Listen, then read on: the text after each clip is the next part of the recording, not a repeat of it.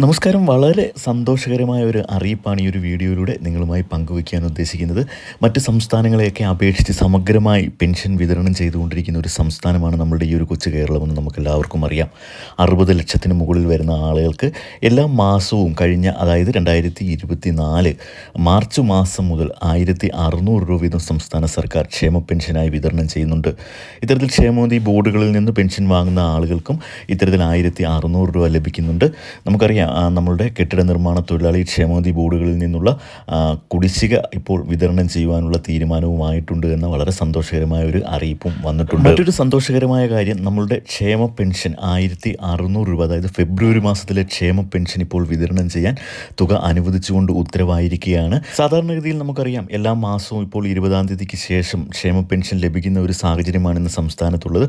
അതുപോലെ തന്നെ ഈ ഒരു 25-ാം തീയതി കൂടിയായിരിക്കും ഈ മാസത്തെ, അതായത് ഫെബ്രുവരി മാസത്തെ പെൻഷൻ നമ്മളിലേക്ക് എത്തിച്ചേരുക എന്ന അറിയിപ്പാണ് ഇപ്പോൾ KN ബാലഗോപാൽ അല്പം മുമ്പ് അദ്ദേഹത്തിൻ്റെ ഫേസ്ബുക്ക് പോസ്റ്റിലൂടെ പങ്കുവച്ചിരിക്കുന്നത്. ഇതിന് തുക അനുവദിച്ചുകൊണ്ട് ഉത്തരവായിട്ടുണ്ട്. എല്ലാ മാസവും ഇത്തരത്തിൽ ക്ഷേമ പെൻഷൻ മുടങ്ങാതെ ലഭിക്കുന്നത് കൊണ്ട് തന്നെ നമ്മുടെ ക്ഷേമ പെൻഷൻ ഗുണഭോക്താക്കൾക്കൊക്കെ വലിയ ആശ്വാസമാണ്. 1600 രൂപ എല്ലാ മാസവും ലഭിക്കുക എന്നത്. ഇപ്പോൾ 60 ലക്ഷത്തിന് മുകളിൽ വരുന്ന ആളുകൾക്കാണ്. നേരത്തെ 62 ലക്ഷത്തിന് മുകളിലുള്ള ആളുകൾ ഈ ഒരു പെൻഷൻ ലിസ്റ്റിൽ ഉണ്ടായിരുന്നു. എന്നാൽ ഇപ്പോൾ 60 ലക്ഷത്തിനും 62 ലക്ഷത്തിനും ഇടയിലുള്ള ആളുകൾക്കാണ് സംസ്ഥാന സർക്കാർ ഈ ഒരു തുക വിതരണം ചെയ്യുവാൻ പോകുന്നത്. അനധികൃതമായി ക്ഷേമ പെൻഷൻ കൈപ്പറ്റിയ ആളുകളെയും അതോടൊപ്പം തന്നെ മസ്റ്ററിംഗ് ചെയ്യാൻ കഴിയാതെ പോയ ആളുകളെയും ഒക്കെ ഒഴിവാക്കിക്കൊണ്ടാണ് ഇപ്പോൾ ഈ ഒരു പുതിയ ലിസ്റ്റ് വന്നിരിക്കുന്നത്.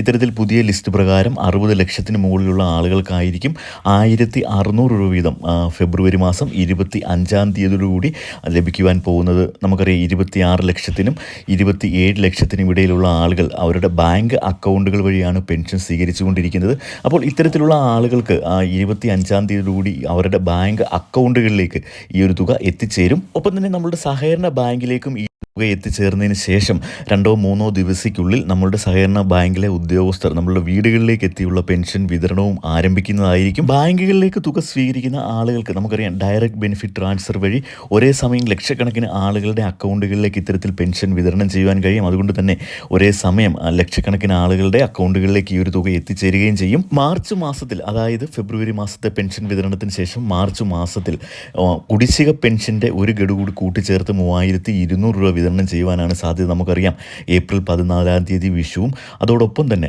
ഈസ്റ്ററും ഒക്കെ വരുന്ന ഈ സാഹചര്യത്തിൽ ഈ ഒരു തുക, അതായത് 3200 രൂപ കൊടുത്തുകൊണ്ട് ഒരു മാസത്തെ പെൻഷൻ കുടിശ്ശിക കൂടി വിതരണം ചെയ്തുകൊണ്ടായിരിക്കും സംസ്ഥാന സർക്കാർ ഈ ഒരു പെൻഷൻ പദ്ധതിയുടെ മാർച്ച് മാസത്തെ പെൻഷൻ തുകയുടെ വിതരണം നടപ്പാക്കുവാൻ പോകുന്നത് എന്ന അറിയിപ്പും വന്നിട്ടുണ്ട്. മസ്റ്ററിംഗ് ചെയ്യാത്തത് കൊണ്ട് ഫെബ്രുവരി മാസത്തിൽ പെൻഷൻ ലഭിക്കാതിരിക്കുന്ന ആളുകൾ അക്ഷയ കേന്ദ്രങ്ങളിലേക്ക്, അതായത് അടുത്തുള്ള അക്ഷയ കേന്ദ്രങ്ങളിലേക്ക് പെൻഷൻ ഐഡിയോ അല്ലെങ്കിൽ ആധാർ കാർഡോ കൊണ്ടുപോയി കഴിഞ്ഞാൽ നമുക്ക് മസ്റ്ററിംഗ് ചെയ്യുവാൻ കഴിയും. അതായത് മാർച്ച് മാസം 20-ാം തീയതിക്കുള്ളിൽ ചെയ്തെങ്കിൽ മാത്രമേ നമുക്ക് മാർച്ച് മാസത്തിലെ പെൻഷനും ലഭിക്കുകയുള്ളൂ എന്ന് പ്രത്യേകം ഓർത്തു വയ്ക്കുക.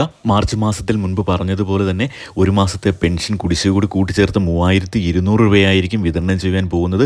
മസ്റ്ററിംഗ് ചെയ്യാത്തതുകൊണ്ട് ഈ ഒരു തുക നഷ്ടപ്പെടുത്തി കളയരുത്. മസ്റ്ററിംഗ് ചെയ്യാത്ത ആളുകൾ കൃത്യമായി തന്നെ പോയി മസ്റ്ററിംഗ് പൂർത്തിയാക്കുക. ഈ ഒരു മാസത്തെ പെൻഷൻ വിതരണത്തിൻ്റെ കൃത്യമായ തീയതി ഉടൻ തന്നെ നിങ്ങളെ അറിയിക്കുന്നതായിരിക്കും. ദയവായി ഇത്തരത്തിലുള്ള എല്ലാ അറിയിപ്പുകൾക്കും ചാനൽ ഒന്ന് സബ്സ്ക്രൈബ് ചെയ്ത് വയ്ക്കുക. Thank you.